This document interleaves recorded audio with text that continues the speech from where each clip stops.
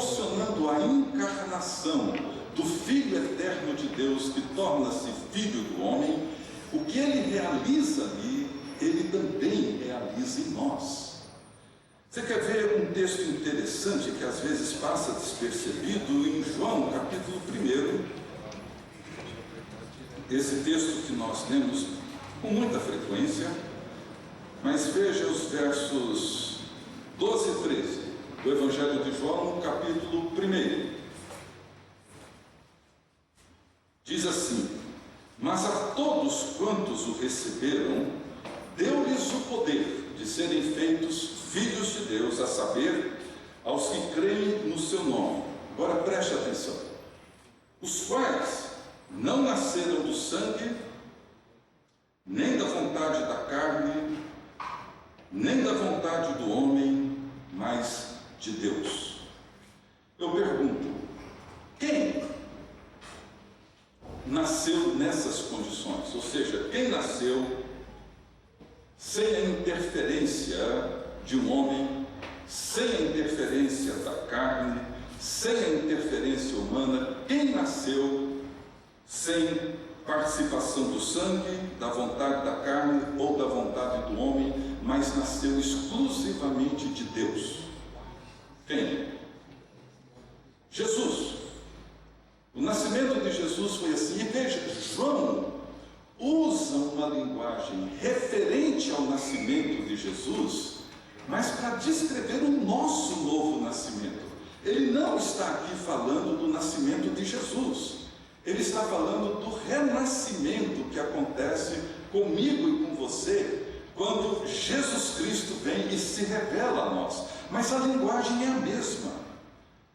João usa uma fraseologia relativa ao nascimento de Jesus para descrever a nova criação, o que o Espírito estava fazendo em Maria ao trazer Jesus, o Verbo de Deus, ao mundo na encarnação, fazendo com que o Filho eterno de Deus se torne o Filho do homem. O Espírito que fez isso através de Maria vem e realiza isso agora em nós. O mesmo poder com que o Espírito atua, dando ao Filho eterno de Deus a sua humanidade, esse Espírito agora atua em nós, realizando a nossa nova humanidade, a nova criação, o novo nascimento, inaugurando o novo mundo de Deus.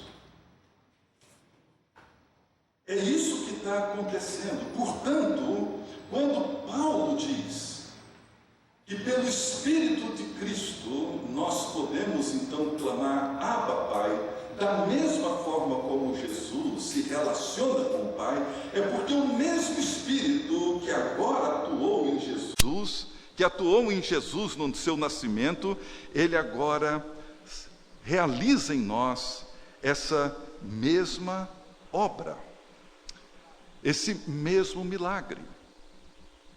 Portanto, quando nós olhamos para esses movimentos na vida de Jesus, não só no seu nascimento, mas também no seu batismo, quando ele chega ao Jordão para ser batizado, eu tenho a impressão de que nós não temos dado tanta importância no batismo de Jesus. Às vezes se debate a forma do batismo, mas o contexto do batismo de Jesus, tanto no Evangelho de Mateus, Marcos, Lucas e João, a ênfase que João Batista dá ao batismo de Jesus é que ele vos batizará com o Espírito Santo. Essa é a ênfase de João. Em todos os 4 evangelhos, João, quando Jesus se aproxima, ele diz: aí está alguém que vos batizará com o Espírito Santo. João está aqui fazendo uma afirmação central que hoje e amanhã eu quero explorar com vocês. A afirmação central de João aqui é que ser batizado envolve essa inauguração, esse ato onde nós entramos e participamos dessa nova realidade, desse novo mundo, dessa nova criação que Deus está realizando em Cristo Jesus pelo seu Espírito. Essa é a grande afirmação de João. A ênfase no batismo de Jesus é posta nesse batismo, ou seja, naquele momento no Jordão, Jesus ouve uma voz do céu dizendo: esse é o meu filho amado, em quem eu tenho todo o meu prazer. O que o Espírito está realizando ali na vida de Jesus, esse mesmo Espírito que sempre fez com que o relacionamento do Pai e do Filho fosse um relacionamento dinâmico e eterno, ele agora, de uma maneira muito especial e particular, para nos revelar o propósito de Deus para a nossa própria vida, nós vemos que aquilo que ele realiza ali em Jesus, essa voz do céu, que Jesus ouve ali no Jordão, é a voz que, quando o Espírito vem sobre nós, nós também ouvimos e nos tornamos participantes dela. Isso para mim, gente, é uma coisa fantástica, poderosa. O Espírito Santo, ele desce do céu e pousa sobre Cristo. Ele permanece em Cristo. A morada permanente do Espírito de Deus é no Filho de Deus feito carne. E nesse momento do batismo, o Espírito que sempre havia vindo do Pai para o Filho, vem agora de uma forma especial no momento em que Jesus inicia a sua tarefa, a sua obra messiânica e redentora. Esses textos assim me impressionam. Há um tempo atrás, eu estava trabalhando, preparando umas palestras, uns sermões sobre a tentação de Jesus, que acontece logo depois do seu batismo, que também às vezes me dá a impressão de que nós não damos tanta ênfase. E eu fiquei pensando, Jesus foi para o deserto sozinho para ser tentado pelo diabo. Portanto, se hoje nós temos o registro do que aconteceu naquele momento solitário no deserto, é porque Jesus contou isso para os seus discípulos, para que isso ficasse registrado para nós. Não havia ninguém ali com Jesus. Se hoje nós sabemos do que aconteceu no deserto, naqueles 40 dias em que Jesus foi tentado, é porque ele contou, compartilhou com seus discípulos o que aconteceu. Daí a importância. E veja, Jesus, no batismo, ele ouve essa voz do céu: esse é o meu filho, e o filho em quem eu tenho grande prazer. E aí Jesus é levado pelo Espírito para o deserto, para ser ali tentado pelo diabo. Parece um paradoxo, mas não é. É assim que funciona. O Espírito leva Jesus. E veja, quando o inimigo entra em cena, qual é a primeira tentação? Transformar pedras em pães. Mas veja a sutileza do inimigo. Antes, ele sugere para Jesus: se tu és o Filho de Deus, transforma essas pedras em pães. Veja, o problema não é transformar as pedras em pães. Jesus fez milagres semelhantes depois. Qual o pecado em transformar pedras em pães? Qual o problema, o pecado de um homem faminto, depois de 40 dias sem comer nada, resolver comer pão, mesmo que a forma de adquirir seja meio incomum? Mas qual o problema moral, ético? Que pecado poderia haver ali? Mas quando o inimigo levanta essa suspeita, Jesus, 40 dias atrás, ele ouviu no deserto, no Jordão, uma voz dizendo: esse é o meu filho. 40 dias depois, o inimigo entra e sussurra nos seus ouvidos, dizendo: será? Será? E em todas as tentações, essa suspeita é afirmada. Por quê? Porque a questão central não era Jesus demonstrar o seu grande poder transformando pedras em pães, ou saltando do alto do templo e seus anjos sustentando-o, ou sendo colocado em cima de um monte, olhando todos os reinos da terra e receber o poder sobre esses reinos. A questão não era essa. A questão é que Jesus estava iniciando o seu ministério messiânico e ele precisa, para realizar esse ministério, ele precisa ter essa clareza, como nós precisamos ter, da nossa identidade fundamental, que é afirmada pela ação do Espírito, fazendo com que nós nos identifiquemos como filhos e filhas de Deus.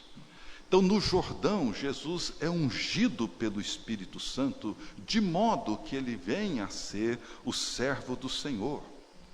E ele entra na história para assumir o seu lugar ao lado dos pecadores, libertando-os do pecado em seu caminho para a cruz. A resposta de Jesus a tudo o que aconteceu no Jordão é afirmada naquele seu sermão em Nazaré, quando ele diz: o Espírito do Senhor está sobre mim, pelo que ele me ungiu para evangelizar, para libertar, para realizar a obra libertadora de Deus. Ele não é o Messias ungido por Deus para transformar pedras em pães. Isso ficou lá no deserto. Ele é o Messias de Deus para libertar homens e mulheres das amarras, das prisões, da mentira, do pecado, do engano, do medo e de tudo aquilo que nos torna pessoas reféns de toda essa realidade caída que o pecado proporcionou no mundo que nós vivemos. Muitas vezes o paradoxo que vivemos, ontem à noite alguém fez essa pergunta, é que nós queremos poder, queremos unção para transformar pedras em pães. A unção de Jesus não foi para isso. A unção de Jesus foi para sofrer ao lado dos pecadores e assumir o custo desse sofrimento. É por isso que ele diz em Mateus 12, 28, mas se expulso os demônios pela virtude do Espírito de Deus, é porque o reino de Deus já veio até vós. Então, a obra libertadora de Jesus e a unção do Espírito sobre Jesus e o reino de Deus estão vinculados. Em Atos 10, a unção do Espírito, ela é considerada essa realidade na vida de Jesus para a sua obra. Sabeis como Deus ungiu com o Espírito Santo e com o poder dos milagres a Jesus de Nazaré, que andou por todo lugar, fazendo bem, curando todos os que o diabo tinha escravizado, porque Deus estava com ele. Essa é uma realidade importantíssima. É importante nós reconhecermos que, antes do Espírito realizar a sua obra em nós, ele realizou primeiro em Jesus, no verdadeiro homem. O Evangelho vai trabalhando com esse conceito. Deus em Cristo realizando a nova criação. E a sua vida, o seu nascimento, o seu batismo, o seu ministério, a sua morte e a sua ressurreição é a realização dessa criação nova de Deus. A primeira criação falhou. O primeiro Adão fracassou pela sua desobediência, por escolher ser ele o seu próprio Deus, pela sua autonomia, pela sua independência, pelo seu desejo de estabelecer a sua própria agenda, o seu próprio caminho, ser ele o seu próprio Deus. Fracassa. Na plenitude dos tempos, Deus então envia o seu Filho. E o seu Filho realiza a criação que o primeiro Adão fracassou. O propósito de Deus, ele tem esse processo linear em toda a Bíblia. Nós temos Gênesis 1 e 2, a criação, capítulo 3, a queda, 6, dilúvio, 11, Babel. Nós temos até o capítulo do 3 ao 11, nós temos esse processo da corrupção e da iniquidade humana quando ela decide viver independentemente de Deus.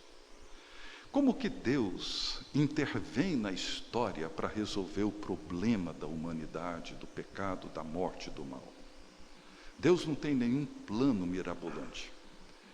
Gênesis 12, Deus chama Abraão. E diz para Abraão, através de você eu vou abençoar as famílias da terra. Vou fazer de você uma grande descendência.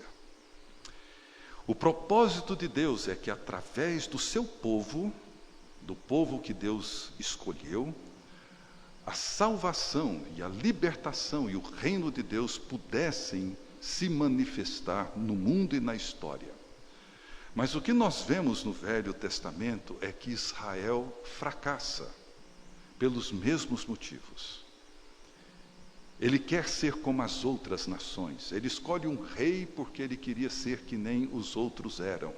E Deus diz para o profeta, eles não estão rejeitando a ti, mas a mim, para que eu não governe sobre eles. E Israel fracassa. Quando nós olhamos para a genealogia de Jesus em Mateus, que é outro texto que a gente sempre pula, né? Nenhum crente gosta de ler genealogia.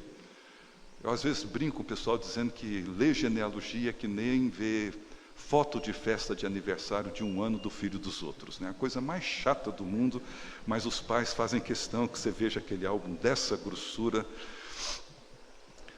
Mas aquilo é muito importante, porque se você notar a genealogia de Jesus começa assim, genealogia de Jesus Cristo, filho de Davi, filho de Abraão.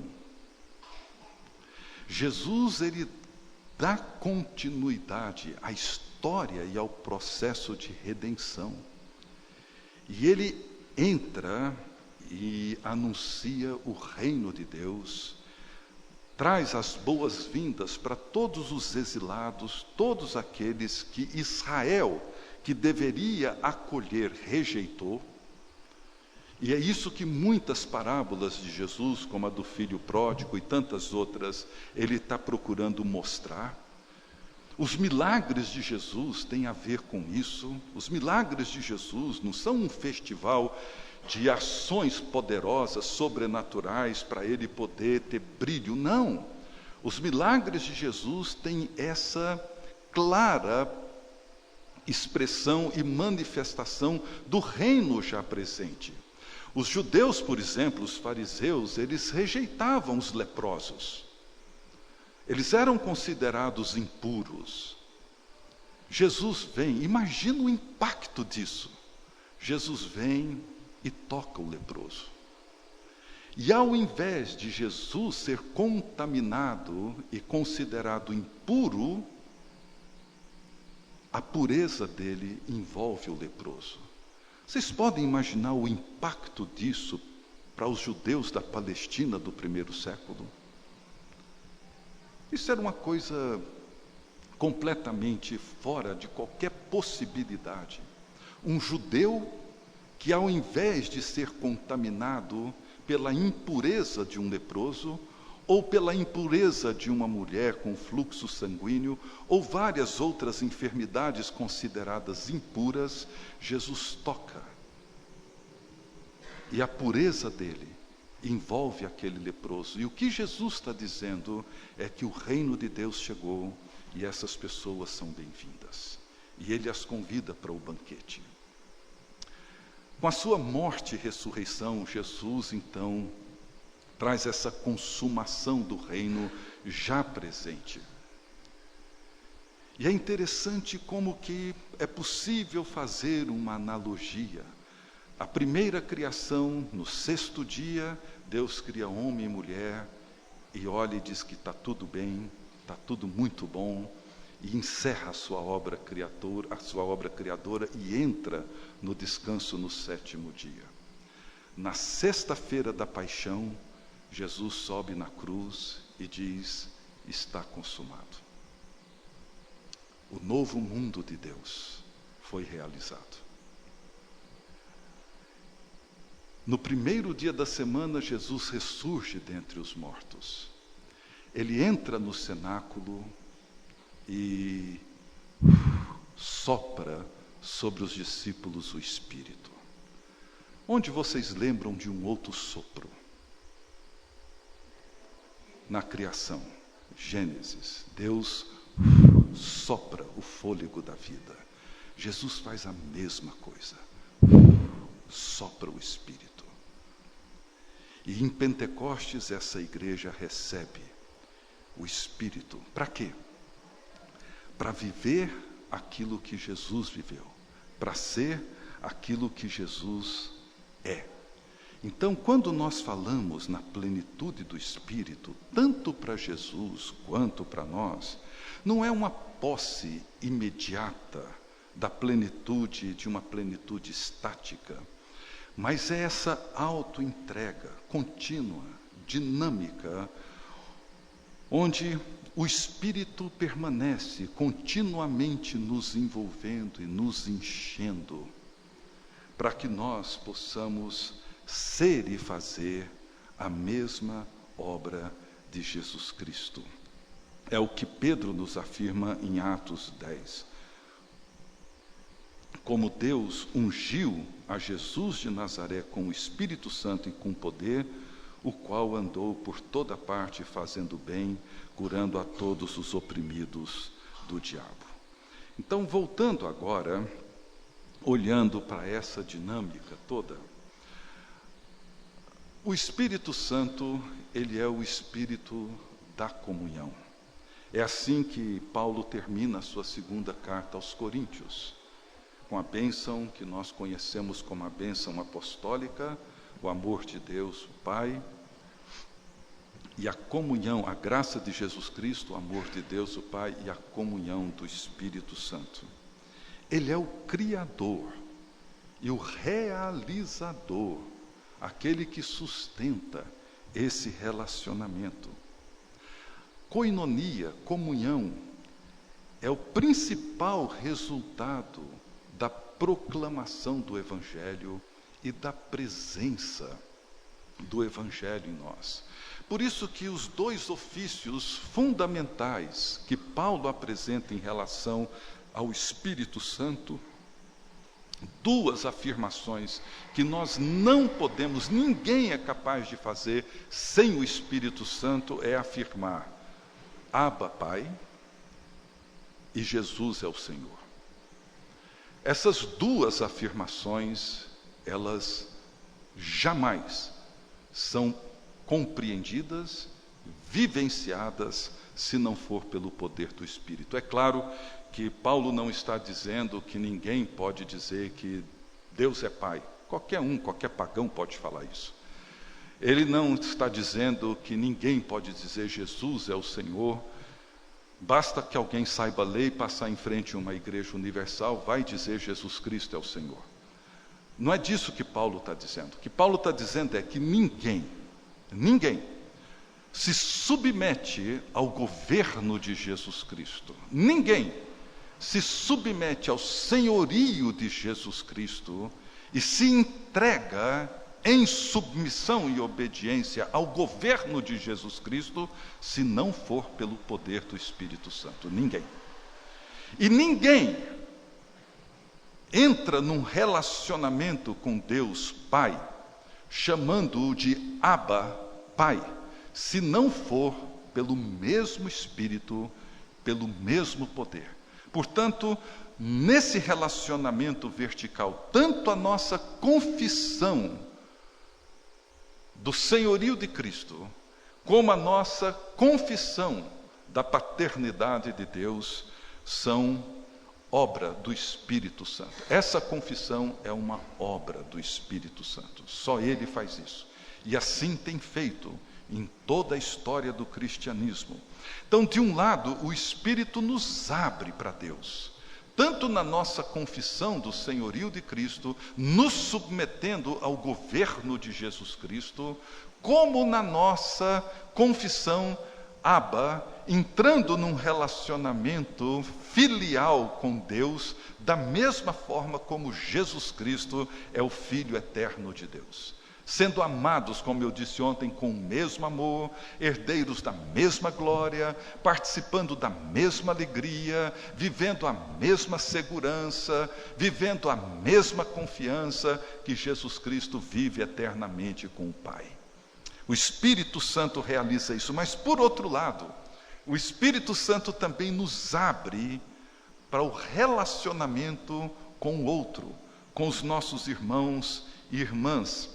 A igreja é essa comunidade de pessoas em que em Cristo participam da vida de Deus e, como resultado, comungam da vida de Deus entre si, em Jesus Cristo, numa comunhão que envolve todos os níveis dos nossos relacionamentos. O nosso relacionamento é sempre em Cristo, pelo poder do Espírito Santo, para o louvor e honra e glória de Deus. Então, para João, na sua primeira carta, essa comunhão, tanto horizontal quanto vertical, estão inseparavelmente vinculadas. Ele diz que é impossível alguém dizer que ama a Deus e odeia seu irmão, é impossível nós crermos nos mandamentos de Deus sem guardá-los, sem vivenciá-los. João estabelece uma relação extremamente estreita, perfeita, da mesma maneira como vemos isso na Trindade. Então, o Espírito Santo é o espírito do relacionamento, é o espírito da comunhão, é o espírito desse novo mundo, dessa nova realidade para dentro da qual nós somos convidados para participar em Cristo Jesus. Então, ele nos abre para esse relacionamento. Portanto, a nossa condição perante o Espírito Santo, ela é mais claramente demonstrada pelo estado dos nossos relacionamentos do que pela expressão dos nossos dons ou de outras expressões aparentemente poderosas que fazemos. Não. O que demonstra a presença do Espírito Santo na vida de um cristão e na vida da igreja é a maneira como ele se relaciona. Se você olhar todo o fruto do Espírito Santo de Gálatas 5, tem a ver com isso. Amor, paz, alegria, longanimidade, benignidade, mansidão, domínio próprio, etc. Todos eles têm a ver com o outro. Ninguém ama de si para consigo mesmo. Ninguém é manso de si para consigo mesmo. Ninguém é paciente de si para consigo mesmo. Ninguém tem domínio próprio para consigo mesmo. Não.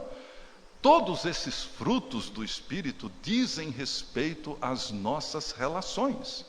Dizem respeito à forma como nós construímos e vivemos essa nova comunidade, essa nova humanidade, essa nova criação criada em Cristo Jesus. Estar no Espírito significa estar e participar do único corpo do qual Jesus Cristo é o cabeça. Então, a igreja, ela não é uma instituição que nós nos tornamos membros dela e participamos das suas atividades e dos seus programas. Não, ela é mais do que isso. Então, veja, quando nós afirmamos que a igreja é o corpo de Cristo, ou que nós, como cristãos, somos corpo de Cristo e templo do Espírito Santo, nós temos aqui duas afirmações de Paulo que são fundamentais para a nossa experiência espiritual.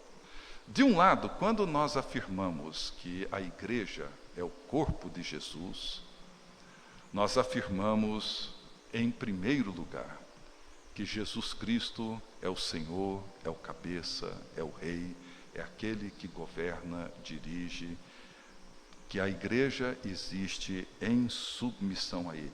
É Ele quem dá a sua origem, é Ele quem define a sua vocação e a sua missão. É em direção a Cristo que nós crescemos. Ele é o Kyrios, Ele é o Senhor da igreja.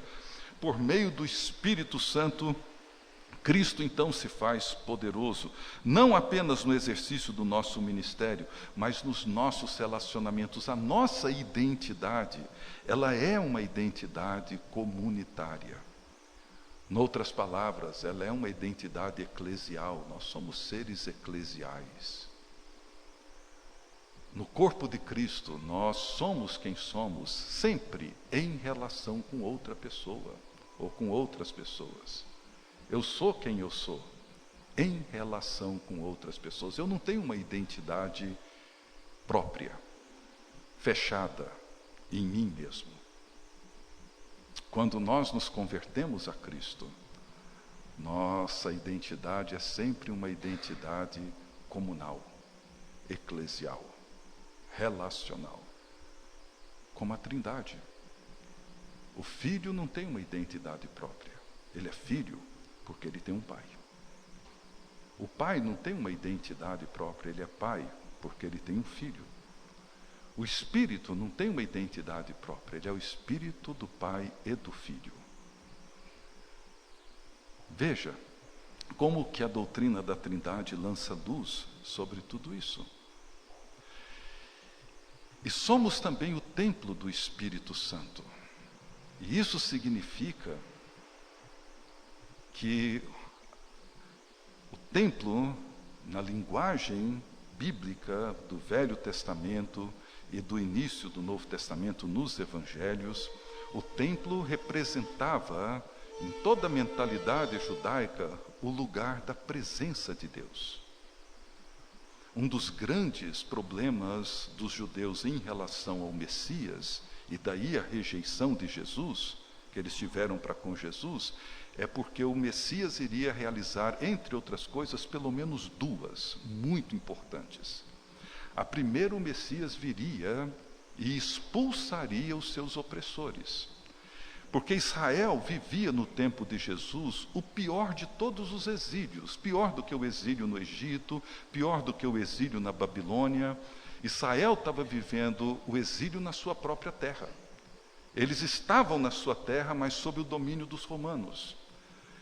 E para eles o Messias era aquele enviado por Deus, um ungido de Deus, que viria libertá-los das mãos dos inimigos e colocar o seu ungido no trono de Davi. Por isso que quando Jesus entra em Jerusalém, a grande multidão lança as palmas e os seus mantos no chão e aclamam Jesus dizendo: bendito o que vem em nome do Senhor, que é o Rei de Israel, Hosana. Eles esperavam que Jesus iria entrar em Jerusalém e iria assumir o trono de Davi, expulsaria os romanos e traria de volta a justiça e a paz para Israel. Era essa a expectativa. Daí a grande decepção no decorrer daquela semana, quando Jesus logo depois é preso. Mas eles esperavam isso, os discípulos esperavam isso. Quando Jesus entra no cenáculo com os discípulos para aquela última ceia, eles começaram a discutir ali quem dentre eles seria o maior, quem sentaria à direita e à esquerda no novo reinado messiânico de Jesus. Na verdade, eles estavam ali discutindo quem ia ser o ministro da Casa Civil, o ministro da Fazenda, quem seriam as pessoas mais próximas de Jesus. Nesse momento, Jesus pega a túnica, uma bacia e começa a lavar os pés dos discípulos. Aí complica tudo, bagunça tudo. E na cabeça dos judeus isso fica muito confuso, porque de um lado, como Nicodemos disse para Jesus: olha, ninguém pode fazer os sinais que tu fazes se Deus não estiver com você. O que você está fazendo é surpreendente. Todas as evidências apontavam para que Jesus, de fato, seria o Messias. Como aqueles dois discípulos voltando para a vila de Emaús. Quando Jesus se junta a eles, Eles dizem: você não sabe dos últimos acontecimentos? Jesus, o Nazareno, poderoso em obras e palavras, a gente tinha certeza de que Deus estava com ele e era ele quem haveria de redimir Israel, mas hoje já é o 3º dia e eles o mataram. A esperança de Israel acabou, porque eles esperavam um Messias que os libertasse. Só que Jesus vem e faz uma coisa completamente inesperada e ninguém entende. É como se Jesus dissesse: tá bom, eu vim aqui para resolver o problema da opressão, dos inimigos e do poder dos romanos sobre vocês, e nós vamos resolver isso, mas sabe como? Nós vamos amá-los. Tá bom assim? Ao invés de expulsá-los, a gente vai amar. E mais, nós vamos perdoá-los. Não era isso que eles esperavam. Não era esse o Messias que eles esperavam. E eles esperavam que ele não apenas libertaria das mãos dos inimigos, mas que também ele iria reconstruir o templo. E Jesus diz: eu vou destruir. E não vai ficar pedra sobre pedra. Aí que a coisa complicou de vez. E aí eles resolvem então crucificá-lo. A igreja é o corpo de Cristo e o templo do Espírito. O templo é esse lugar onde Deus habita. Como é que Deus queria se revelar no mundo quando ele chama Moisés? Através do seu povo. Era através da maneira como esse povo iria responder a Deus e viver. Eu fico imaginando, na antiguidade, era como se alguém chegasse ali nas regiões circunvizinhas de Israel e perguntasse quem é o Deus de vocês? Certamente levariam a um grande templo, mostrariam uma grande divindade, uma estátua enorme, e diriam: olha, esse aqui é o nosso Deus, é Rimon, é qualquer divindade daquele tempo.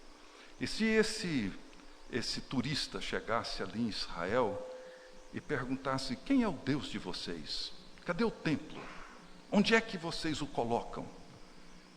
Eles iriam dizer: não tem templo. E a imagem dele está em cima de uma montanha, de uma pedra? Não está. Mas quem é o Deus de vocês? Veja como nós nos relacionamos. Veja como as nossas viúvas são cuidadas.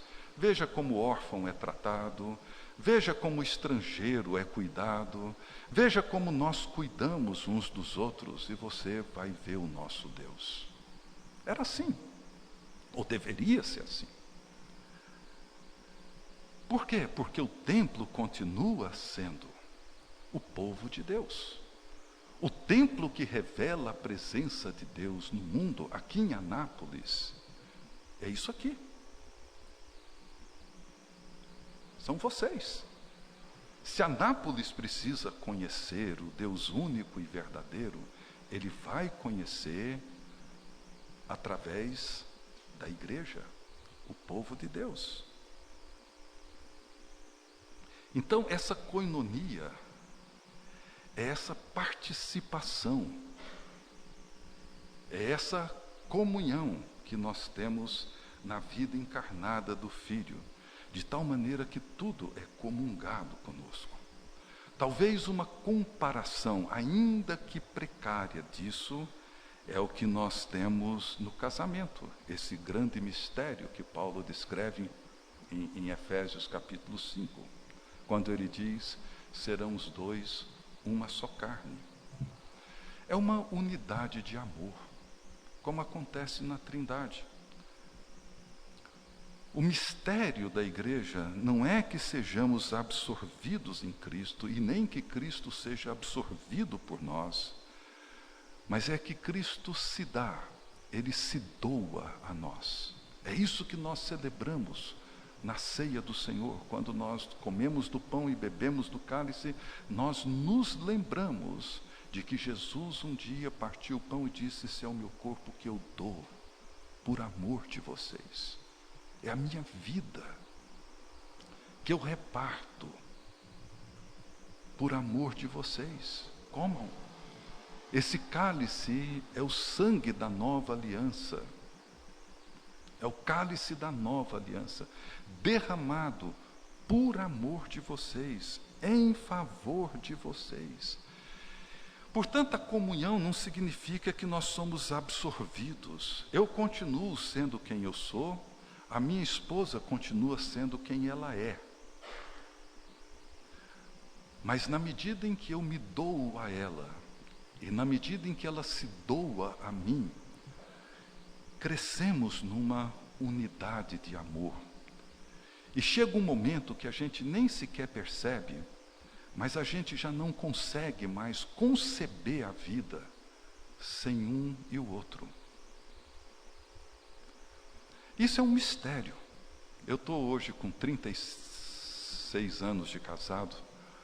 Quando nós completamos 25 anos, há 11 anos atrás, eu estava conversando com ela e disse assim, me veio essa constatação, talvez pela data, pensando na nossa história juntos, eu disse para ela uma coisa que me chamava a atenção na época. Eu falei, hoje eu me vejo mais livre e mais verdadeiro quanto mais eu me vejo em você. Quanto mais eu amo e quanto mais eu me dou, mais eu me torno livre. E mais eu me torno verdadeiramente quem eu sou.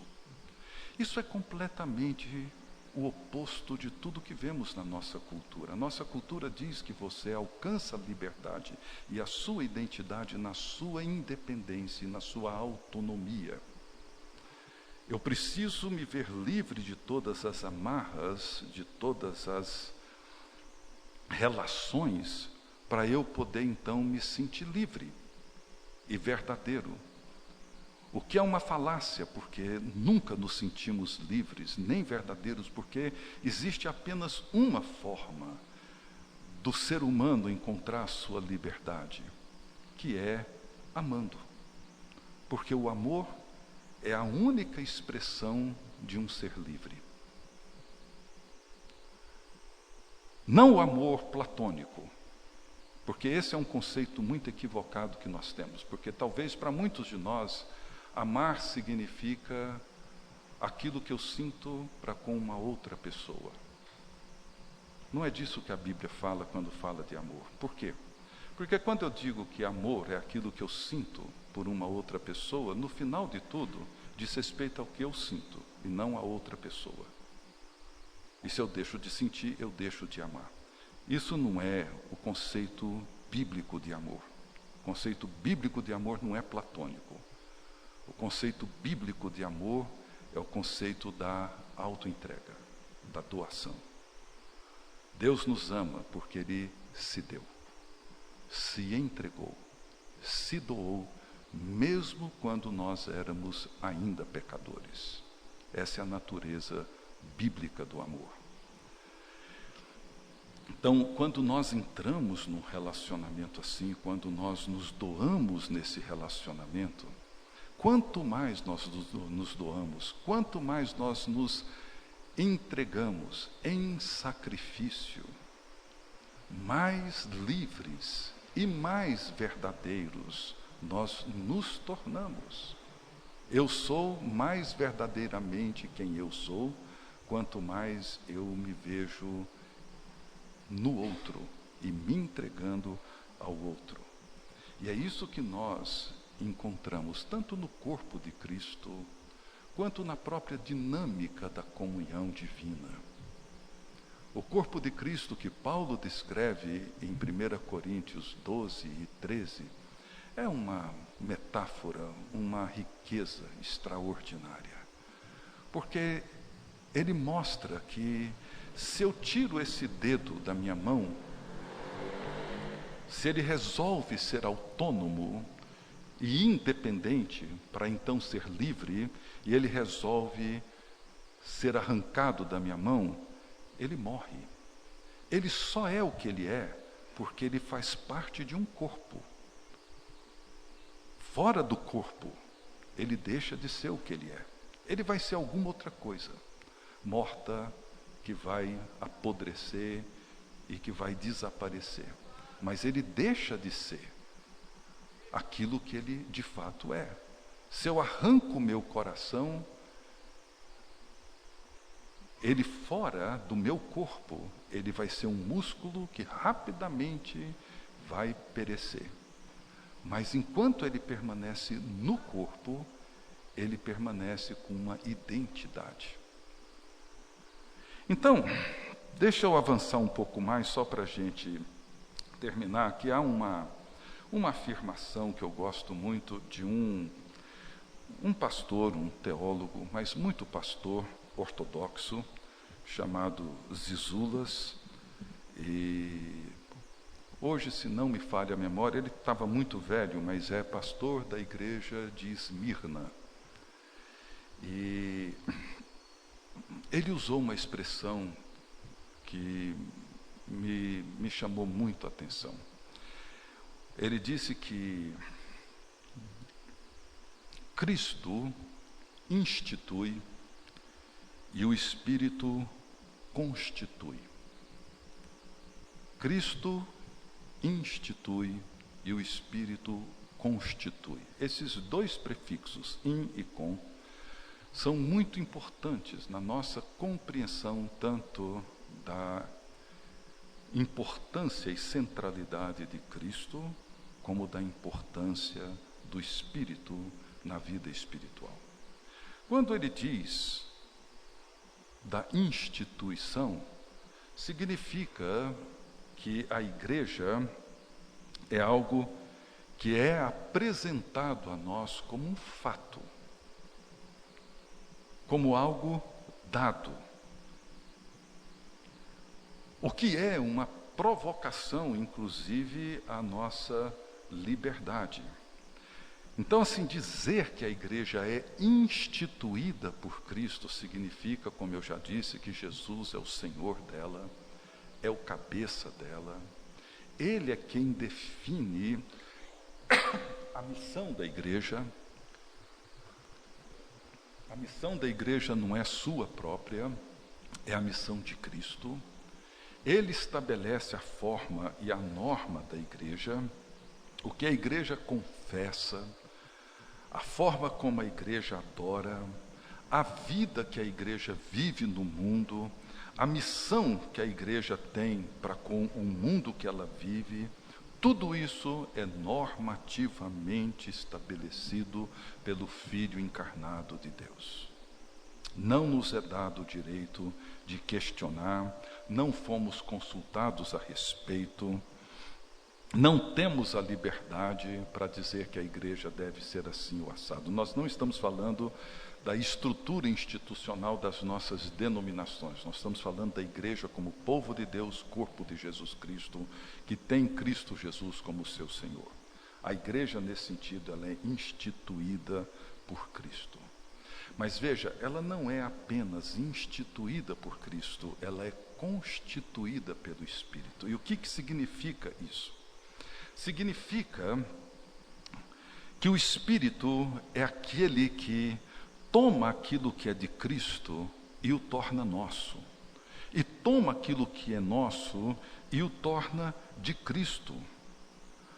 No Espírito nós nos submetemos a Cristo, e no Espírito nós nos submetemos uns aos outros, e no Espírito nós vivemos a vida de Cristo dentro da realidade dessa comunhão. Nós respondemos a Cristo com toda a liberdade e espontaneidade da nossa parte, embora não por nós mesmos. Que, aliás, foi uma grande discussão, que houve um racha na igreja, se não me engano, aí lá pela virada do primeiro milênio, porque alguns, sobre a declaração de Maria, quando Maria disse, eis aqui a escrava do Senhor, que se cumpra em mim conforme a sua vontade, alguns levantaram a seguinte pergunta: Maria respondeu a Deus. Foi Maria que respondeu a Deus, ou foi Deus que deu a resposta a Maria? Não é a pergunta assim de Tostines, é uma pergunta séria. A resposta que Maria deu, foi dada por ela a Deus, ou foi dada a Deus por ela mesma? Os que defenderam que foi Maria que deu a resposta, se envolveram cada vez mais com o que hoje nós chamamos de mariolatria. Mas aqueles que entenderam que não, a resposta de Maria não foi dada por ela a Deus, mas foi dada por Deus a ela. Foi o Espírito Santo que abriu a vida de Maria para que ela pudesse receber esse ente divino que ela haveria de gerar. Portanto, a resposta de Maria, do ponto de vista da sua resposta, foi uma resposta livre e espontânea, mas não foi dada por ela a Deus, mas foi dada pelo Espírito Santo a ela. A mesma coisa acontece conosco. Nós respondemos ao senhorio de Jesus não como algo que é imposto sobre nós. Nós respondemos ao senhorio de Jesus como uma resposta livre, espontânea, alegre, prazerosa que o Espírito Santo faz por nós.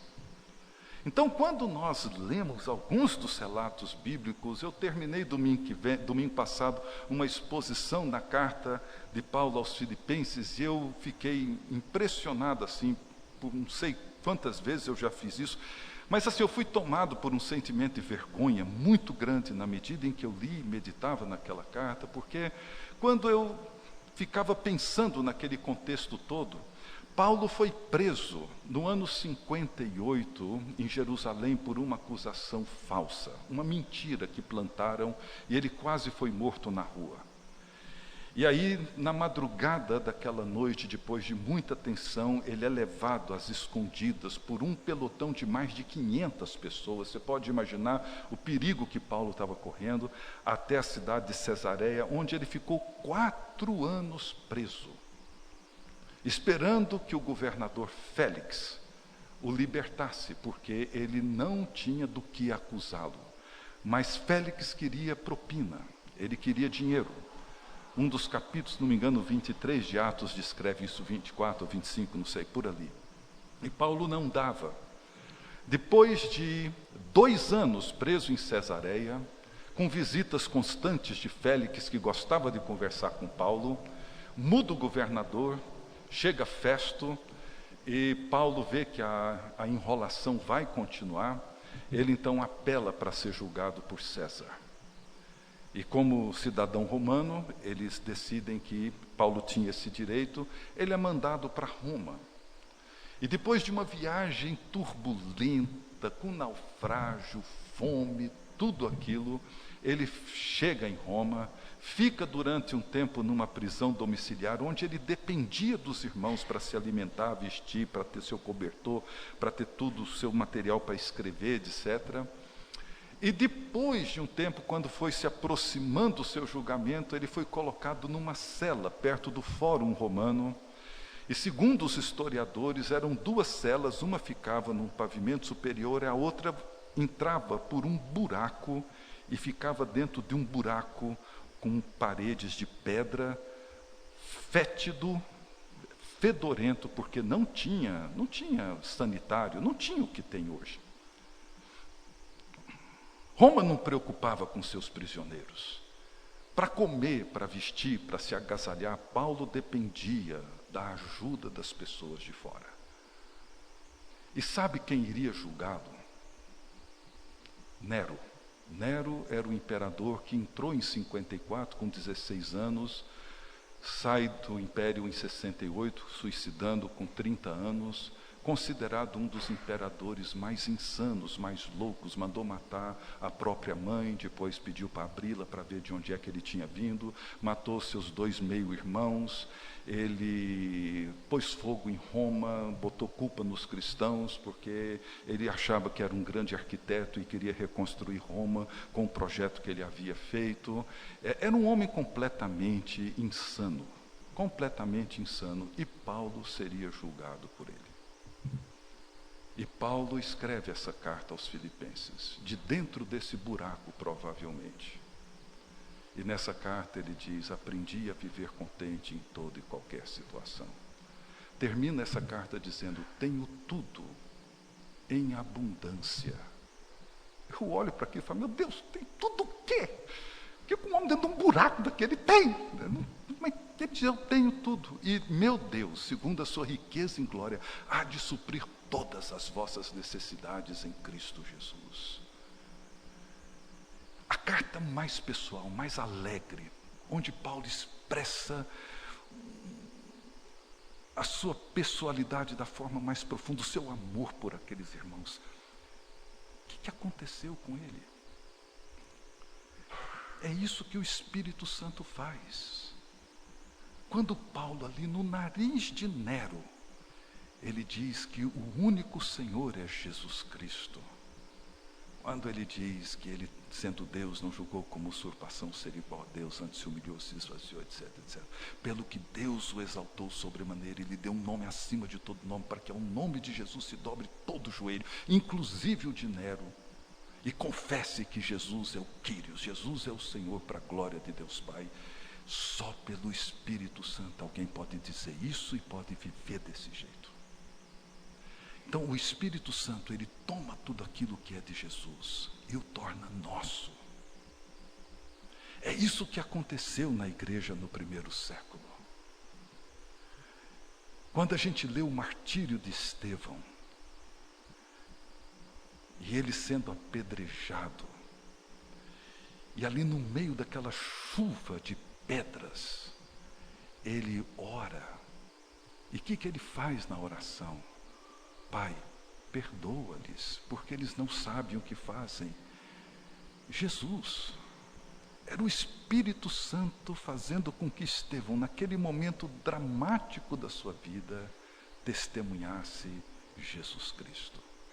Eu li há muito tempo atrás um livro, não tem nada assim de muito exegético no comentário que ele fez, mas poeticamente falando foi a coisa mais linda que eu já ouvi. Porque Estevão tem a visão do céu aberto e o Filho do Homem em pé, à direita do trono de Deus. E esse cara comenta o seguinte, que é a única visão do trono de Deus onde o Filho do Homem aparece em pé. Todas as visões que aparecem no Novo Testamento, o Filho do Homem encontra-se assentado ao lado de Deus.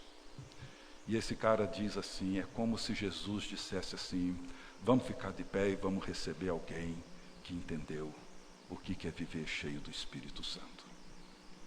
Essa é a vida. É isso que Jesus veio fazer. Ele é o doador do dom.